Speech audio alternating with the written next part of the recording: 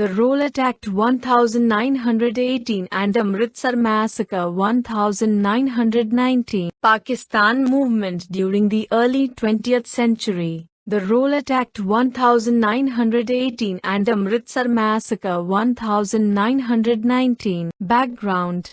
After the Lucknow Pact in 1916, both Hindus and Muslims started working together for self-government in India. It was a brief period of Hindu-Muslim unity. The British government formed a committee under Justice Sidney Rowlett to investigate their activities secretly. In April 1918, Rowlatt presented his report to the British government, Rowlatt Act 1918. In the Imperial Legislative Council, the British government introduced a bill, named as Rowlatt Bill, that gave great and boundless power to the police and administration.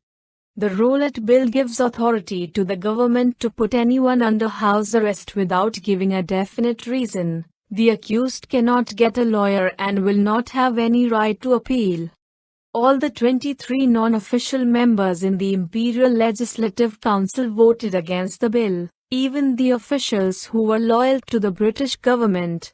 Even then, the bill was passed and decreed as Rowlatt Act. Following this, Muhammad Ali Jinnah resigned from the Imperial Legislative Council as a protest. Amritsar Massacre 1919.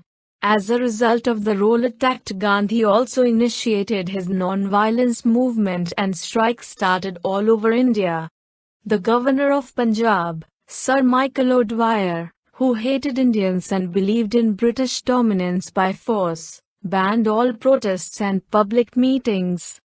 The government even banned leaders of Amritsar, Dr. Satyal and Dr. Saifuddin, from making speeches to handle the political unrest in Punjab.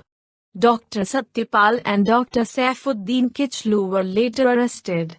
In April 1919, a large crowd gathered to demand the release of their leaders and the police opened fire to disperse them.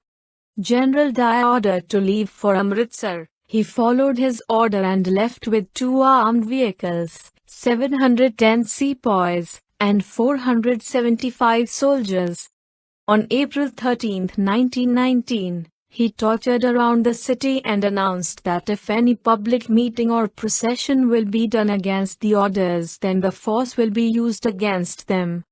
General Dyer received news that at Jallianwala Bagh, a meeting was held. Without wasting time, he reached there 90 men and asked them to open fire.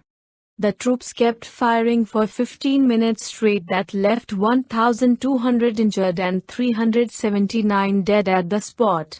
Dyer believed the Jallianwala Bagh meeting was a conspiracy to overthrow the British government, but the hunter community concluded that neither the Jallianwala Bagh meeting or any other public gathering in Amritsar had to do anything to overthrow the government.